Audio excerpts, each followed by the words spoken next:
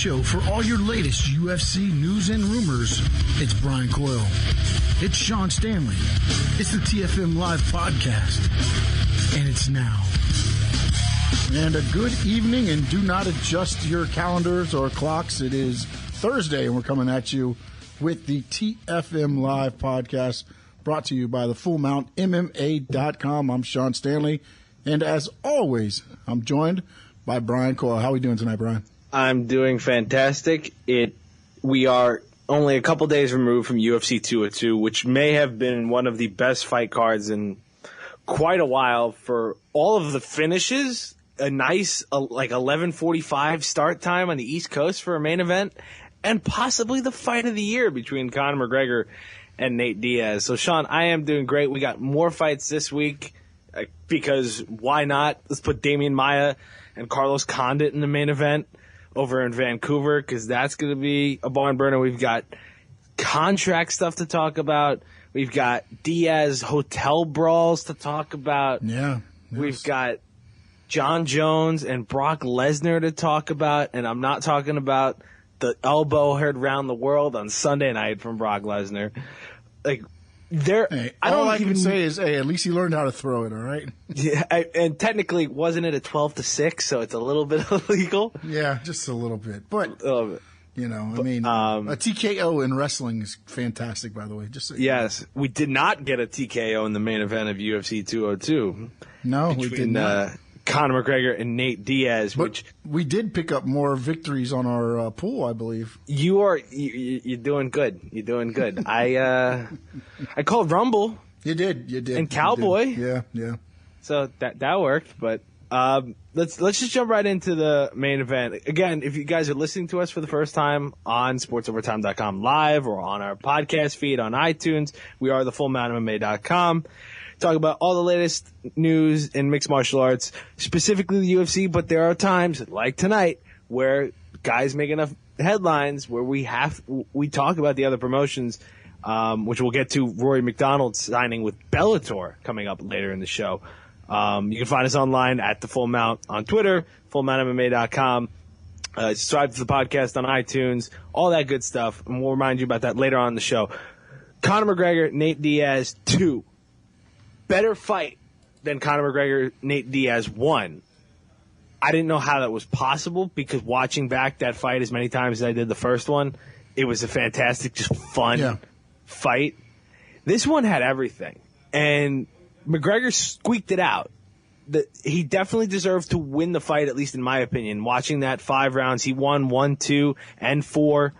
Diaz clearly won the third. I don't think it was a 10-8 round. One judge scored it as a 10-8 round. That's why you get the majority decision in favor of McGregor. Diaz clearly won the fifth.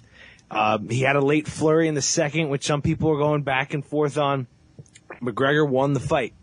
There's no doubt in my mind on that.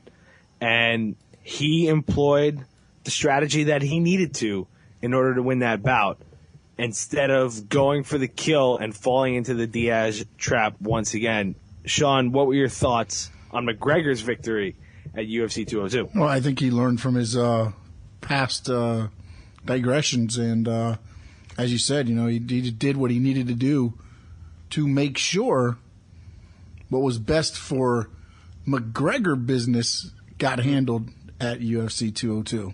And it's crazy, because breaking down this fight, we knew McGregor was going to, the best way to chop Diaz down was to kick that leg, kick that leg, kick that leg, kick that leg. It's what he did for the first couple rounds. But McGregor said to himself after the fight, he couldn't do it as much as he wanted to, because his shin was getting busted up doing it. And Nate, whose lead leg was purple by the end of the night, the dude is the toughest son of a gun in the UFC. Nate was getting hit with bombs. McGregor was fighting fantastic, and Nate would not go down, would not be stopped. Conor looked like he gassed out in the middle of the third round and looked like we would have a repeat performance, literally. And then at the end of that third round, I'm thinking, at least, I don't know what your thoughts were, Sean, McGregor's toast. He's going down in the fourth. This is over. Yeah, replay. And that second win comes out of nowhere, and he that was the most decisive round in the entire night, the fourth round. It was absolutely stunning, and you have to give McGregor the credit he deserves because he took on his worst possible matchup and won. And we're going to get a third fight. It's going to be awesome. It's going to be at 155, which makes it even more intriguing. It's just, to me, it was the perfect card. It was the perfect fight. Like, the UFC couldn't have asked for anything more. No, I agree with you, and I think ultimately they needed this to happen because not that it was going to hurt them or anything like this. I'm not meaning it that way, but we've seen cards start to drag on till 12:30, 12:45, the main event going on. You can't continue that model. Yeah, absolutely. And if you want to become these more mainstream sports, which is what the UFC always wants to do, yep. Cards going off at 10 o'clock. It's like, oh boy. I'm literally sitting there watching this. I'm like, okay, if we can just have the main event go on before 12, it'd be like it's like a Christmas gift here on the East Coast. And then Tim Means gets the win over Hamasi. Mike Perry, who has a tattoo of God's gift on his stomach, wins in his UFC debut. Cowboy Cerrone looks better than I've ever seen him. Yeah. Well, you got to remember, the belts are not on the line.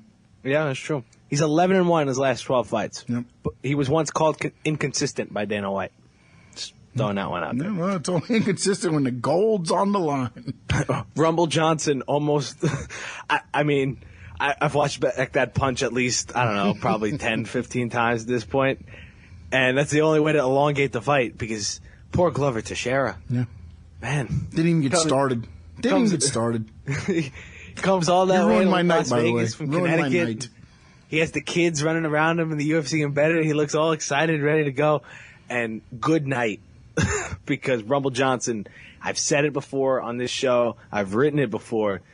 This guy is the most terrifying human being in the UFC. And I think he can beat John Jones.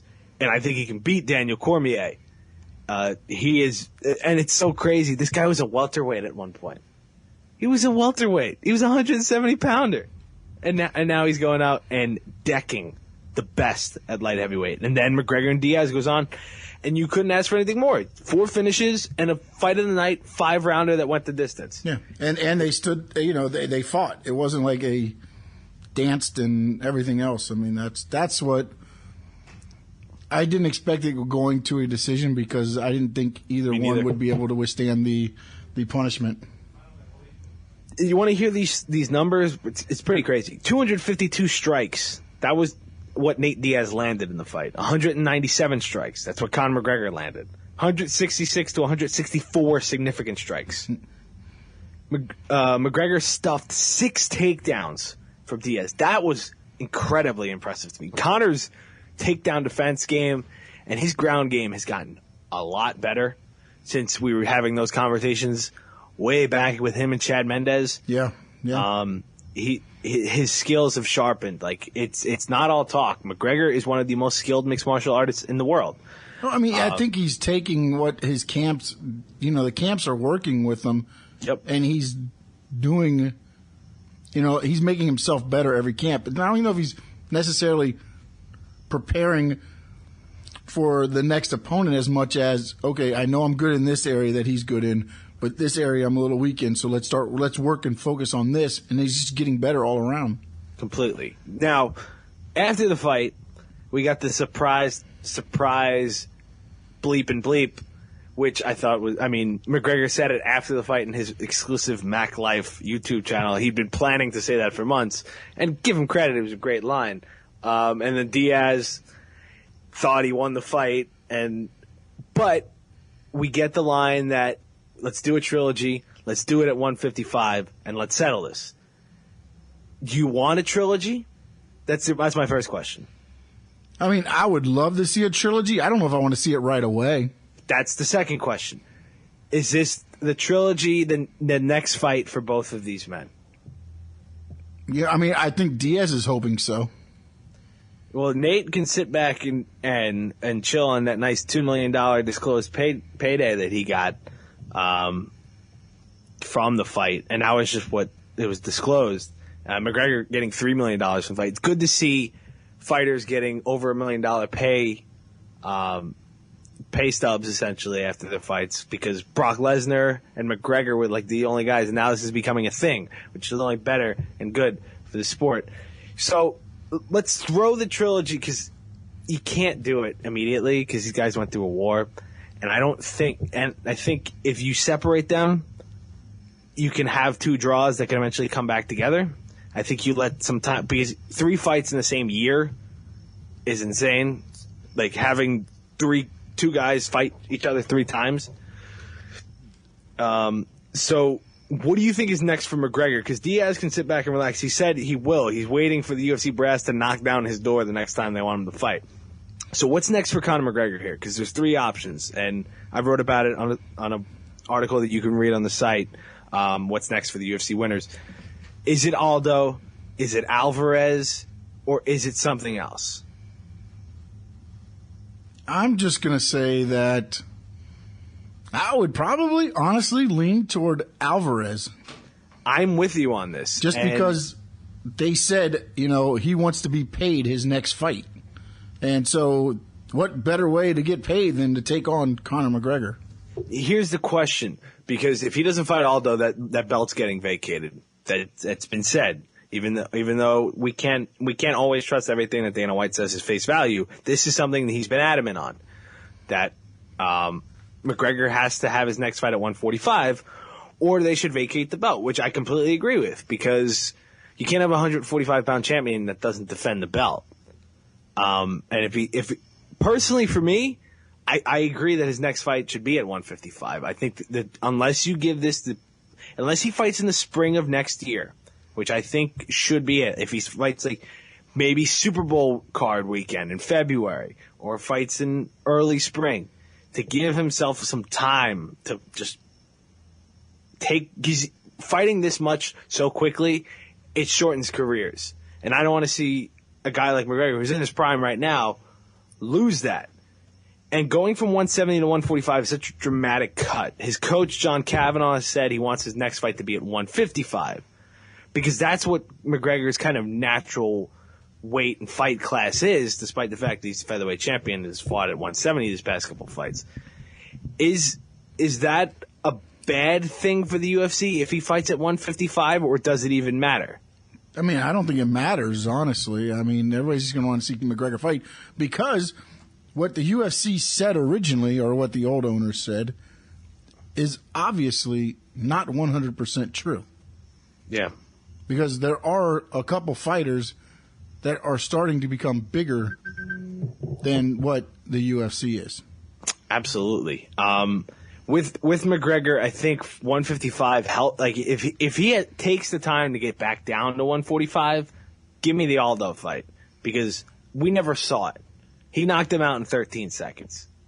It was great timing by McGregor, and we saw one of the best pound for pound fighters in the history of the sport get dropped with one punch. And I would personally love to see that fight happen, just to see the clash of styles, to see the skills that both men have.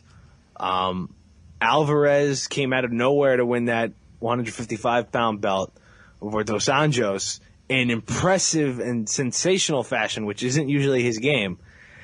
Alvarez against McGregor, I think, would be an awesome matchup as well. I don't think you can go wrong with McGregor's next fight. And I want to take a quick break here, Sean, because when we come back, I want to kind of get into the rest of this card, and then we're going to transition kind of into where McGregor's fight could be next, because that Madison Square Garden card is looming in November, and we have some thoughts on what the main event should be, and both of us agree that it shouldn't be Conor McGregor. We're going to tell you guys what our choices are and break down the rest of UFC 202 when we come back right here on TFM Live, the official podcast of the FullMountMMA.com.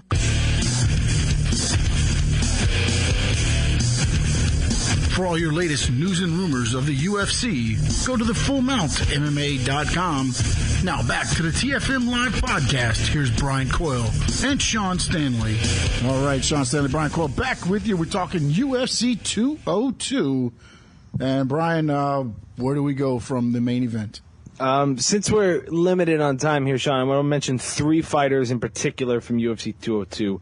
The first is Cody Garbrandt, because we've got a rising star at bantamweight that cannot be ignored anymore. He flattened Takei Mizugaki. Like, it wasn't even close. And Nope. Garbrandt did this to Mizugaki. He's done it to undefeated Thomas Almeida. And this guy's got a bit of an arrogant, cocky attitude about him that I like. But don't you have to have that if you're going to be a Absolutely. successful fighter? I mean, you got to think you can walk through walls. No Love is 10-0 now. And I think we're getting close to a potential Dominic Cruz, Cody Garbrandt title fight. I don't think it will happen now. I think Cody Garbrandt's got to win one more fight, preferably against Brian Caraway. I think that's the matchup. I don't know, man. Could they hot shot him into the title picture? I mean, why not? It's just Why to me not he right needs now? to do one more. But who are you going to put against Cruz right now? I mean, you've got multiple options. You got Dillashaw.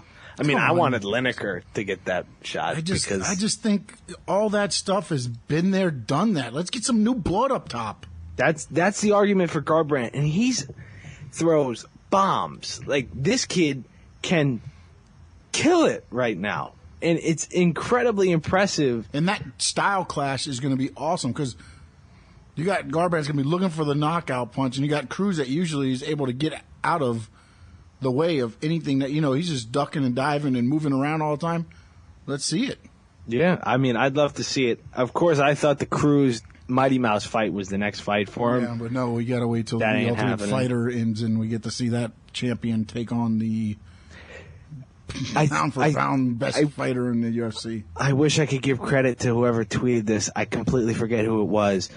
But the Ultimate Fighter new season, which, I mean, good for, like, they put on good television, but it's the Ultimate Fighter slowly dying a painful death sometimes on Fox Sports 1. I mean, this is my problem I got with this whole thing is you're taking all these champions Yes. from these other organizations, okay? Mm-hmm. And now I get it that, I guess they're putting down, they're relinquishing their belts to come and fight here. I don't know what it is exactly. Because if I'm a organization, I'm not. Look, you're going to take my belt and you're going to fight. What if you lose? See, this is the great thing because somebody tweeted out, I forget who it was. It might have been Grabaka Hitman on Twitter. If Demetrius Johnson wins, like, do they go through this tournament? Do guys just get the other guy's belts? And does Mighty Mouse just have 17 belts on him by the end of the fight? Like, because it's ridiculous that, I mean, they've run out of challengers for him at flyweight. Like, he's beaten everybody. You got to get everybody. creative. I mean, we've been talking since forever. We need you got to do a super fight. Yeah, that's the only way to do I mean, just make it happen already. But now you got Garbrandt now that to me stops that. Yeah, Cody Garbrandt can do it, and they've been talking a lot of crap to each other. No, they have. That's why I think that's the next fight. I think it's just slowly building. I'd love to see it. I really would. You know what I didn't think about? What? Well, how's Cruz doing right now? Cruz is, healthy.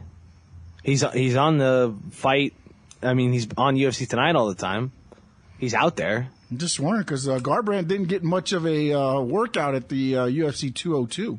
Yeah, I didn't think about it on our 3 and Out. Yeah, that could be something that we talk about for UFC 205.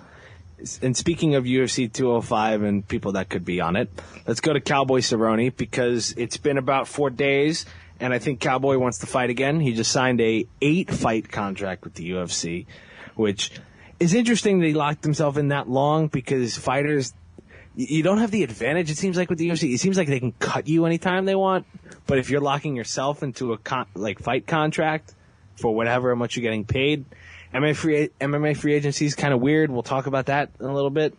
But in any case, I hope Cerrone's getting the credit he deserves and the payday he deserves. because his decimation of Rick Story and that that 4-strike combination that if you haven't seen it, just look up Cerrone combination into Twitter. Man, it was absolutely brutal what he did to Rick Story. And Story is one of the toughest SOBs around, man. He can hang with everybody, and he just got destroyed. Hasn't recently he been doing this to every? I mean, yeah, he looks the best he's ever been at welterweight. It's insane. It's great.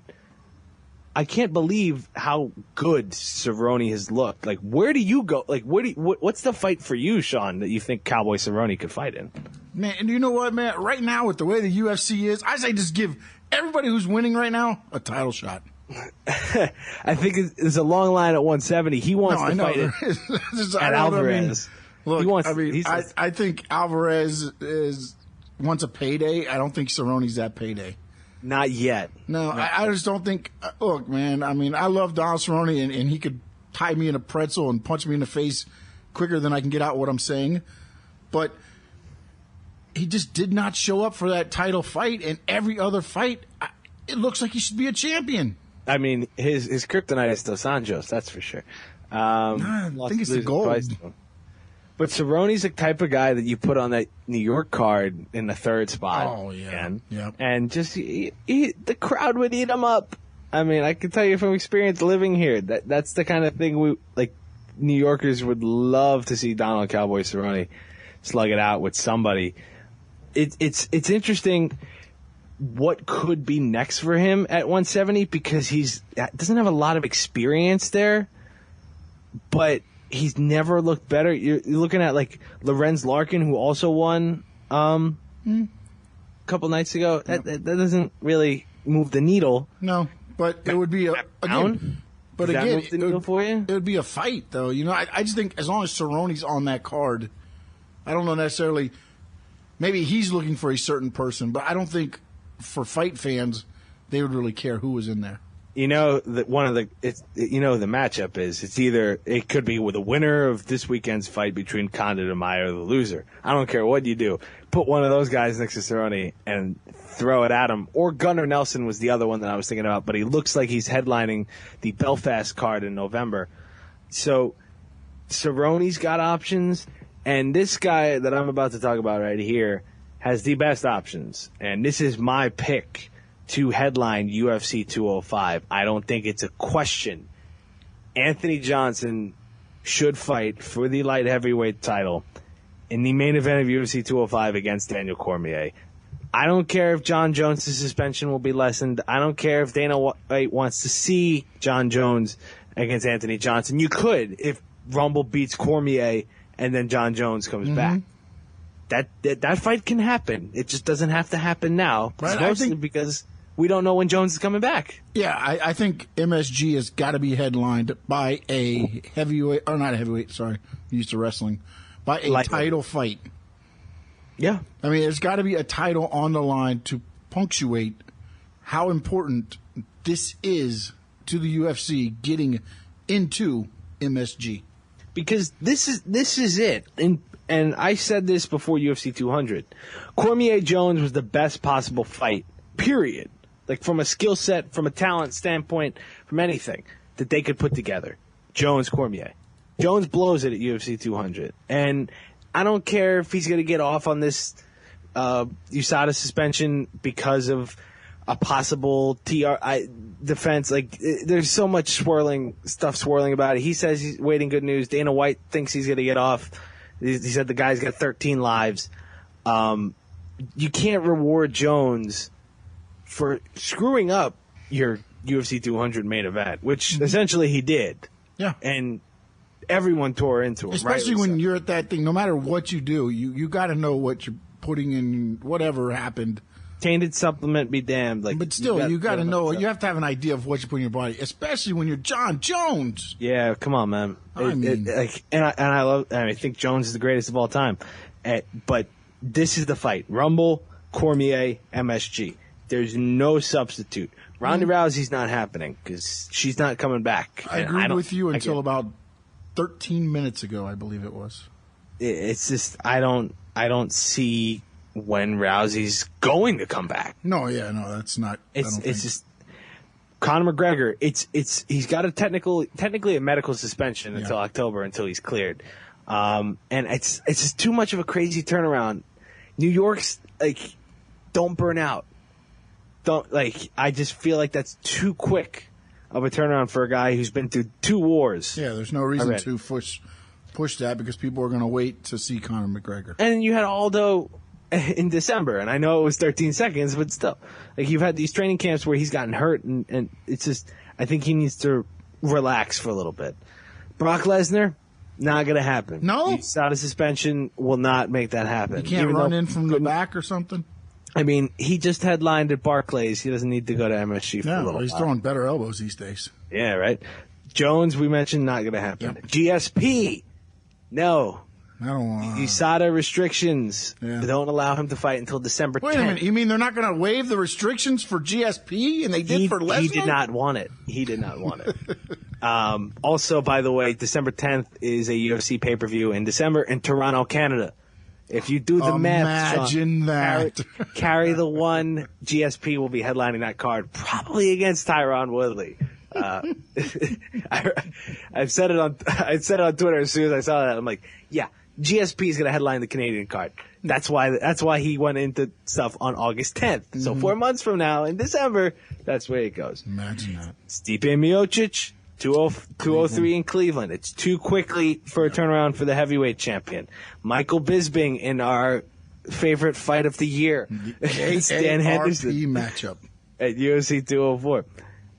So that leaves us with Cruz against Garbrandt, maybe? Oh, make it happen. Cruz Dillashaw? Oh, Cruz Garbrandt. Until 10 minutes ago, I was on board with Rumble. Now I'm not. This is what I think should co-headline, and I hope they have the guts to do it. Joanna Jędrzejczyk and Karolina Kowalkiewicz, the all-Polish strawweight beatdown that's going to happen at 115, because that would be amazing. And then the announcer's trying to say the name. Oh, boy, Goldberg stumbled over that one a couple of times. Aldo, who is he going to fight? Because he already beat Edgar, and Edgar was the fight in MSG. Mm-hmm. In the shadow across the river is New Jersey. That's not going to happen. Is it Max Holloway after beating Lamas? Yeah, but he wants to fight in Hawaii, right? Yeah, he's still dreaming of the volcanoes. Yeah, in the backdrop. Hey, that wouldn't be that bad of a matchup to kind of be on the card, but it's not a headliner. No, it's not an insult to these guys. No, by no means. It's Madison Square Garden. Yeah. This is the UFC's. We're thinking. And now that I think about it, I don't think you headline with Garbrandt and Cruz, although it'll be a great fight. Mm-hmm. I think you got to go with two guys that have headlined cards before, and that would be Cormier Johnson. The problem is the guy who's perfect for this is Chris Weidman. He's hurt, and Luke Rockhold is not the champion anymore. Michael Bisping is. And Bisping is fighting over in England the month before, so you're not going to get the Weidman title fight for that. Maybe so it's Rumble Cormier. Return, but not headlining. I mean, the person that we did not talk about is Amanda Nunes. She could be on this card. Yeah, I think on, but I don't know if you headline. I mean, if you're going to have Nunes headline against Juliana Pena? That's what I'm saying. I just don't know that the matchup there isn't. It just doesn't work. Nothing really what they want throws it out to you for being the first card at MSG. That is the problem they're having. Yes, and who would have thought they would have all of these options that are closed off? Who would have thought? Well, because the way they schedule, though, we talk about it all the time. They do there's a fight every week. Literally, there's a fight every week for the next 6 weeks. It's just, I mean, I understand, but is there ever a time of oversaturating? Well, we'll find out because football season's coming. And this is the time where we get to see how the ratings stick on Saturday nights against college football, how it all works. Because I can tell you now, them prices, I can go watch college football a lot cheaper than I can watch a UFC pay-per-view, so you better make it worth my money. Absolutely. And that MSG card, I'm going to be very interested to see what they do with the main event and how the ticket prices go. Because Madison Square Garden, I can tell you from experience, it's very inflated to begin with. 205, they bill this as an amazing card and it does not live up to the hype, you're going to see a lot of empty seats in the Garden, and that's not going to be a good look. Yep. I mean, you might see more empty seats than there are at Knicks games. Trust me. There have been a lot of empty seats the past couple of years. Not good. We mentioned the fact that there are a lot of fights coming up. There is a fight card this weekend. Very awesome fight card, by the way. It's on free TV, so you have no excuse. College football is very close, but it's not competitive this weekend, so you literally have no excuse to not watch this card on Fox, 8 p.m. Eastern start time. It's in our wheelhouse. This is just take a listen to this Fox. Joe Lozon, Jim Miller. That will be a brawl to start off the night. We said the same thing, though, with Diego Sanchez and Joe Lozon, and Lozon killed us. Yeah, so hopefully he comes back from that one. The return of 12-gauge Paige Van Zandt from her Dancing with the Stars time off and her recuperation from the beatdown that she endured from Rose Namajunas. Tough as nails, Paige Van Zandt, but she got outclassed by somebody who was better than her. Yeah. She's young. She's talented. And going against Beck Rawlings, who's got some power in her, this is Van Zandt's time to get back in the winning streak. And this is Rawlings can claim a big major name on network television. That fight's exciting. This is an intriguing one. Anthony Pettis, Charles Oliveira. Oliveira is the 6th-ranked featherweight. He's missed weight a couple times already. Pettis, the former lightweight champion, dropping down to 145. What are you expecting out of this fight, Sean? Because Anthony Pettis, he's not looked good the last 3 times out. He's looked gun-shy. He's looked like he's had the yips. Does this move to featherweight benefit him, do you think? I think when you're sliding like he was, I think a change could be good. And we will see if it happens. I mean, you got to try to switch something up. And, I mean, but you know what, man? The fight game is so weird. It really is. It's a guy cool. can look so great and then on a turn look so bad, but then it goes the other way just as quickly. It's easy to blame this on somebody. Just blame it on CM Punk, because ever since he joined that Duke Rufus's gym, Pettis has had trouble. Too many people focusing on Punk. Yeah, but Pettis. This is the move, I think, for him. Losing to Dos Anjos, losing to Eddie Alvarez, and he just got shut down completely for a guy whose name is Showtime. He couldn't throw anything. And then that Edson Barbosa fight, which clear domination by Barbosa. I think this is the move, because featherweight, after you go through the first couple guys at the top, there's room to maneuver there. And that's why you see somebody like Oliveira, who's a very dangerous Brazilian jiu-jitsu fighter, ranked number 6, even despite the fact that he's missed weight multiple times at 145. He's a very fun fighter to watch. I think this is a good matchup for Pettis, and if he can't win this one, there's a big underlying problem. I think this is set up for Pettis to succeed. Will he do it? I think so, but we'll have to wait and find out. And the main event this week is this is an amazing matchup. And I want to get your thoughts on this, because I'll be doing a breakdown for it. By the time this podcast is up, you will probably see a TFM breakdown of Carlos Condit-Demian Maia, the number 3 and number 4 ranked welterweights in the world, the natural-born killer against probably the best Brazilian jiu-jitsu artist in the UFC. How do you see this fight playing out? Because it's a complete clash of styles. It's old school striker versus ground game. What do you see here? While Sean is taking care of that, I'm going to tell you what I think is going to happen in this fight.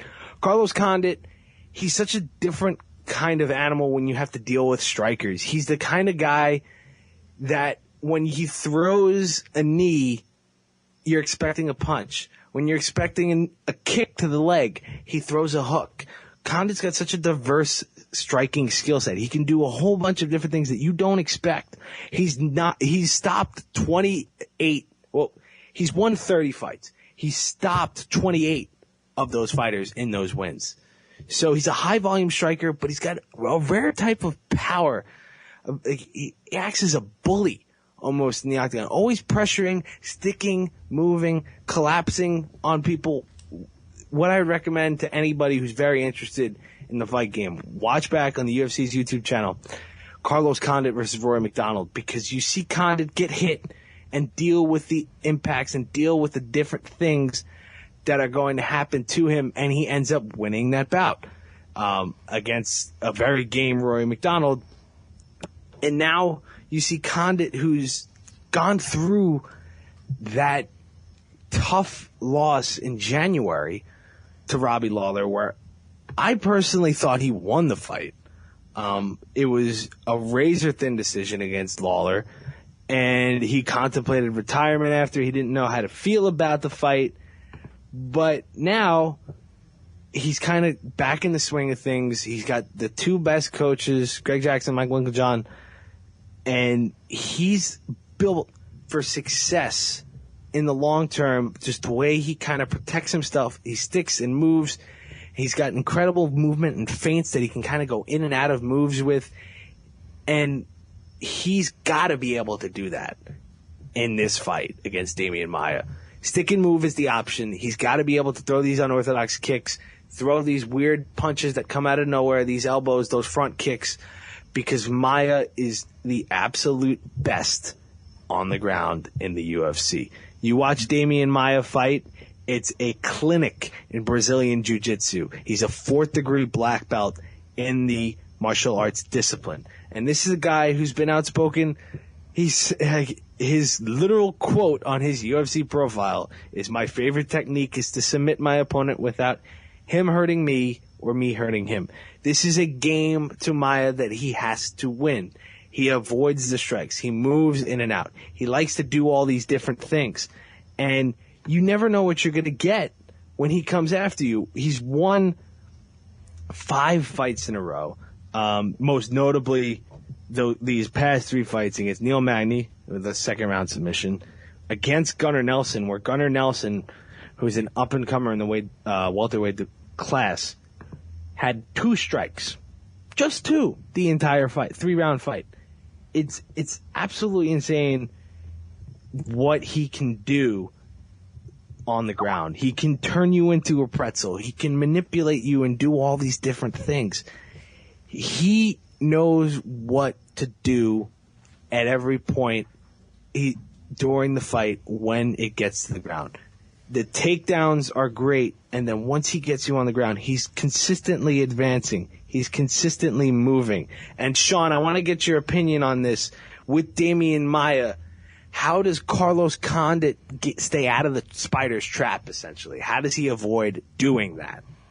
I mean, I think you said it. He's going to have to do a lot of the stick and move, as we said. I mean, that's what it's going to have to be. You're going to have to be, and I think he's game for that. You know, but Maia just always seems to make it happen. He's so dangerous because watching he makes it look easy too. By the way, I'm not going to. I mean, it's smooth. He's just smooth. It's just like, okay, you're going to go that way. Okay, then I'll just move my leg over here. Oh, now you go. Okay, my arm goes here, and now guess what? You're like a pretzel.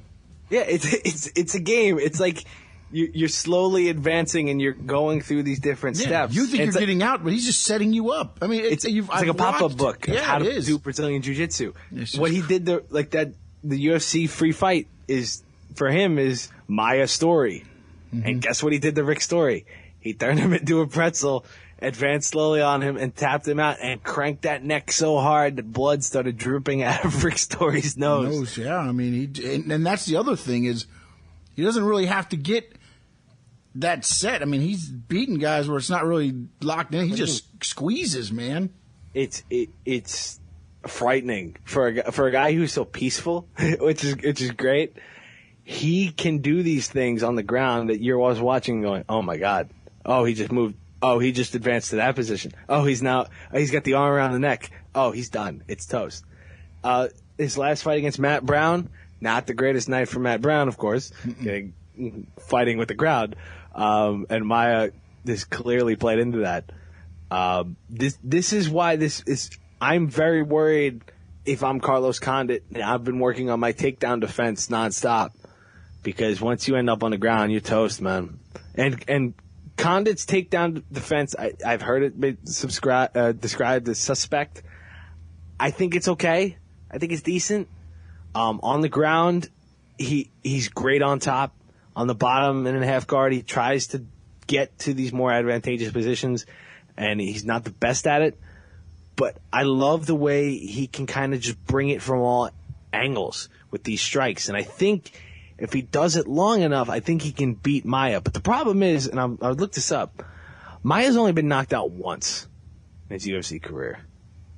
Just once. And that's really hard to do against a guy who, if he can take these beatings and go and take his time, it's a 5-round fight. He has got 5 rounds to submit Carlos Condit. And I want to get your take. Who do you think wins this fight? See, why do I always have to go first? I mean, this is the stuff here that you because I asked the questions. I know. And I went on the long soliloquy. Yeah, you did. I apologize for that. No, that was an odd occurrence here. I did my best Mike Francesa impression. You did fantastic. But you want me to go first? No. It's not going to change my pick. I'm going Demian Maia. See, I'm going Carlos Condit. Mm-hmm. And this is why I keep losing the TFM live fight. But see, this is the first time I've really gone against the striker. Yeah. Usually I go with the striker just because one punch and it's over. But Maia, to me, is just so impressive. So smooth. So smooth that I can't go against him until somebody knocks him out. It's a pick'em fight to me. It really is. I mean, it should be even money on the odds. I haven't checked them, but it's so fun that this is a matchup. This is actually happening because a couple months ago we thought Condit was retiring, and that made me sad because watching Condit fight is one of the most intellectual, analytical striking games that you can find because he throws all these different things. You don't know what's coming next, and Maia's the polar opposite copy on the ground because he can do all these different things. It's the perfect ground versus strike matchup. And I think Condit wins. I think Condit knocks him out in the 4th because I think Maia has not faced a guy who can deliver that kind of punishment since Rory MacDonald and Jake Shields back in 2014 and 2013. Just to me, I think Condit is a level of striker that Maia will not be able to handle. That's my personal opinion. Yeah, but if the striker can never get to striking, then what? That's the blueprint for Demian Maia. That's why this fight is so fun. And if you're not watching this fight, what are you doing on Saturday night? I really would like to know because it makes no sense. Because this is going to be so fun to watch, and I cannot wait for it. What are you going to do? Watch preseason football?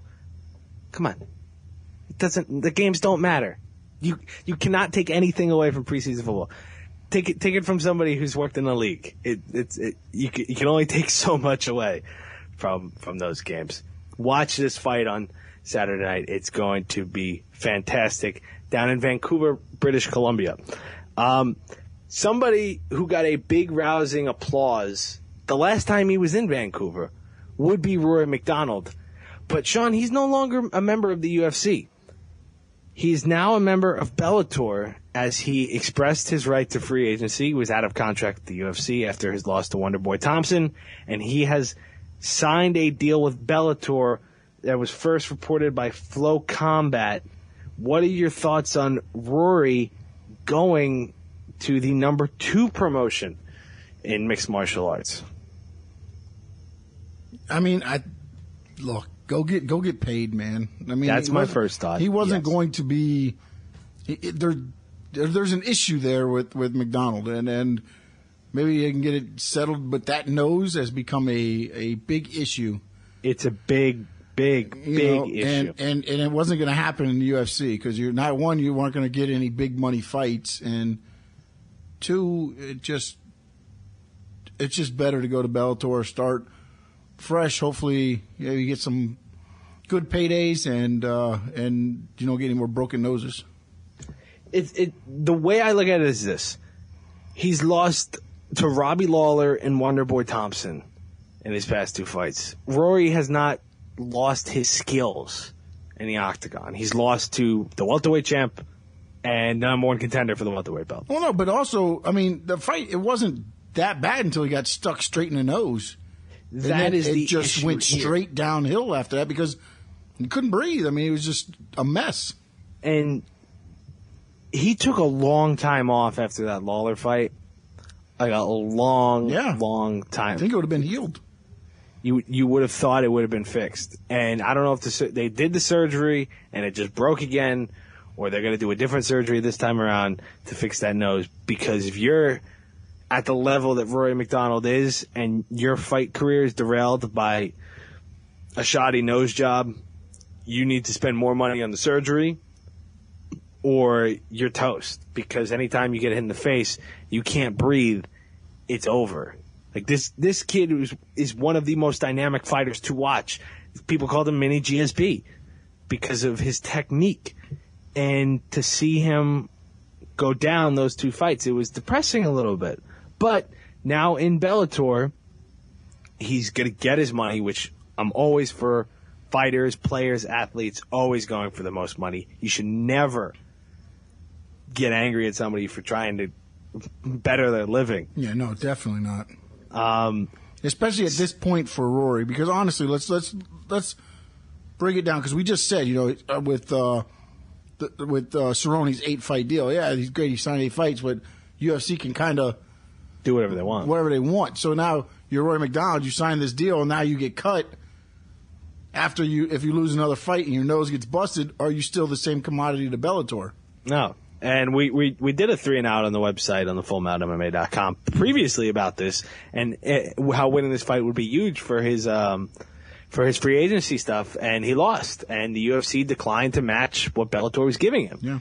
So now Rory's in Bellator. You're looking at possible matchups against MVP, who we last saw crushing Cyborg Skull in London, and maybe you're looking at an Andrei Koreshkov. I mean, he's the welterweight champ in Bellator. So, you hotshot Rory, who's been number one contender essentially for the past couple years, and you give him a shot at the Bellator belt, which I have no problem with whatsoever. It's just very interesting to see. He's the biggest name to jump ship in this new era of free agency. And but again, don't we say this each time, though, is like, with the Benson Henderson thing, UFC wasn't going to use them. No. So it made sense. Were they going to use MacDonald? I don't believe so. Yeah. So it's kind of like they pick and they choose. Again, Cerrone, he's winning. He's a name. They went after him. They got him. So they're picking and choosing who they want. If they want him, they're going to get him. I mean, let's call it what it is. If they want to keep you, they're going to make it worth your while. Exactly. And if not, Rory will go fight in another promotion and hopefully get more money. And that's it. That's the way the free agency game goes. And I like what's happening in regards to that. And seeing fighters get these free agency paydays, to me, is what the sport should devolve into. But because of the fact that UFC is the biggest game in town and will continue to be the biggest game in town by a country mile, we'll see if this continues. But if we see other promotions getting kind of filled up with some talent, then those promotions can flourish as well. We're all for more good fights, and that's what free agency can do. It's great to see it. All right, Sean, we've been talking for almost an hour now. Is there anything that I've left out that you want to talk about on today's show? I always ask you this question. Yeah, and I know usually I say no, but you said something that earlier about Lesnar that I wasn't aware of. So what were you talking about earlier? Oh, well, I mean, do we want to, for any of, and WWE audiences, MMA audiences tend to run in the same circle, i.e. why UFC brought in Brock Lesnar in the first place. Well, I want to talk about Lesnar. Let's stick with the MMA angle and then move slowly into the wrestling angle. Lesnar won't face any additional sanctions due to his failing of the 2 USADA drug tests. Okay. He's temporarily suspended, but in the case of both fighters, according to the U.S. Anti-Doping Agency's policy, this is Lesnar and John Jones, because they both basically tested positive for the same estrogen blocker, a 1-year suspension, not 2, is the maximum penalty for Brock, which will get the UFC comeback rumors started. And maybe he was really excited about it and decided to pretend to be a mixed martial artist this past Sunday live at the Barclays Center during WWE SummerSlam, where he delivered a 12-6 elbow to the head of Randy Orton and opened up quite a gash on his head. What in particular did you want to talk about this? Well, no, I was worried because I thought you had said something about him and Jones or something. Yeah, because it's weird because WWE booked Lesnar like a UFC fighter. Yeah, no, yeah. Which is why it's so interesting. Yeah, but also the problem with the whole thing is they blew it to me, and I feel like I have a little more insight because I've been in the industry. But okay, you got this guy as this big tough guy. He just bloodied up this guy, and then you send the general manager out. Oh, it's because. Yeah, but I'm saying, and then you do a TKO victory in pro wrestling, really? And I believe it was a direct response to the McGregor stuff. I completely think that when you look at Lesnar and he's still looked at this hulking human being, like Brock Lesnar is not of this world. Yeah, it looks like. And if he is facing a 1-year ban stemming from UFC 200. He could technically, if it's retroactive to July or August, he could technically fight next fall. Yeah. And if Lesnar wants to, and the UFC says sure, it's definitely going to happen again. No, it will definitely happen again. My problem with this whole thing is, you got this guy, this owner of WWE, yes, saying we're not UFC, and now you're doing these UFC angles. Yes, which they've done with Lesnar repeatedly. Yes. The Undertaker angle, the John Cena conveniently placed blood, like this. They've done it with Lesnar, and you saw this time. Lesnar actually missed with the first elbow, which is why the second one went 12-6. Yes, and because the first one he caught with the forearm, and then he went 12-6 to make sure, and then also extracurricular activity for those that are not aware, but apparently not everybody was keen on what happened out there, or was knowing what was going to happen out there, or thought it was going to be as much as what it was. It was a work that turned into a shoot. Yeah, some of the things were not as 10 staples to the head, but apparently, you know how it works. It's just. It's just funny to me that a company that says we are so different, we're not UFC. Now here you are. Oh, WWE is notorious for biting the style of whatever's the most popular thing right now. But I find it interesting because we talk about guys who literally get kicked in the face and bleed for a living. Then you have a guy like Randy Orton who's a professional wrestler where the drama is scripted and it's fun to watch. It's like a soap opera with violence. And they go into this meeting where they book this finish and they go, all right, Randy, we're going to have Brock Lesnar open you up. And you're going to bleed all over the place. And it's going to be uncomfortable to watch on television. Because watching Lesnar do that, he took off the gloves, he did all that cool stuff. Yep. And then throwing that elbow, and you see Randy Orton lying. Yeah, you got to remember also, Randy Orton's got a daughter. Pool of blood. Yep. And it went even further than some UFC fights do with blood. Yeah, I mean, he opened them up. I mean, it just he landed that elbow flush. So when we're talking about Madison Square Garden or Barclays Center next year, is Brock Lesnar on that card? Who the hell knows? You know what? I wouldn't put it past anybody at this point. I really wouldn't. Yeah, but I guarantee you, he better get that 4-month in advance drug testing going. Oh yeah, that's for sure. And I just want to close out with this before I know we got to go. I find it interesting that the UFC seems to be leaning more towards entertainment fights, and the WWE is trying to make their content more sports related, because you're getting complaints from T.J. Dillashaw, Chris Weidman, guys like that, saying, "Oh, I deserve to be the number one contender," which. You can make the case for both of those guys, but meanwhile, they're picking. You could pick a Garbrandt at bantamweight. You could pick. Hendo's fighting for the belt at 185, which is ridiculous. But it's fun. So with these new owners of the UFC, will they continue to lean towards more of these entertainment fights instead of this prize fighting? The title is the most important thing in the world because Conor McGregor has proven. These guys, this new era of UFC fighters has proven. You get two dudes who are going to go to war, and you get two big names, and you put them against each other. It's going to sell, whether there's a belt on the line or not. We want to thank you guys for listening to the show. If you want to learn more about what we are, thefullmountmma.com, you can head over to basically, I think we've covered every social media site. Facebook.com/thefullmountmma. Twitter, you can go to Twitter @thefullmount, follow us there. You can follow Sean @SS Sports Talk. You can follow me @bcoyle11. We have plenty of stuff going up on the website at thefullmountmma.com. We'll have a full breakdown of Condit Maia that you can read tomorrow. If you're listening to this on Thursday night, Friday morning, it will be up for your viewing enjoyment. We'll have clips from the podcast. If you can't listen to it all in one bite, on our YouTube channel, just type in the Full Mount MMA into YouTube. You can find it there. Or you can subscribe to us on iTunes by typing in the Full Mount MMA into your search bar, or specifically TFM Live, where you can subscribe to the podcast, comment, rate us, review us. If you like what we talk about, let us know. If you want some other stuff talking about, we can do that too.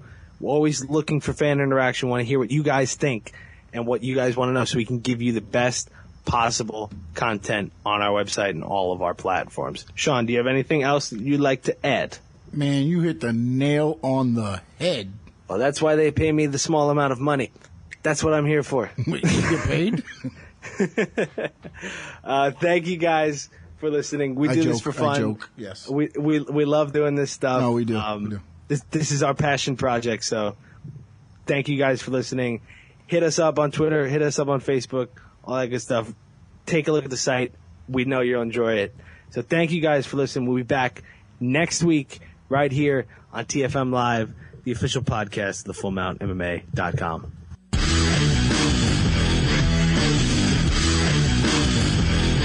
TFM Live Podcast is brought to you by thefullmountmma.com.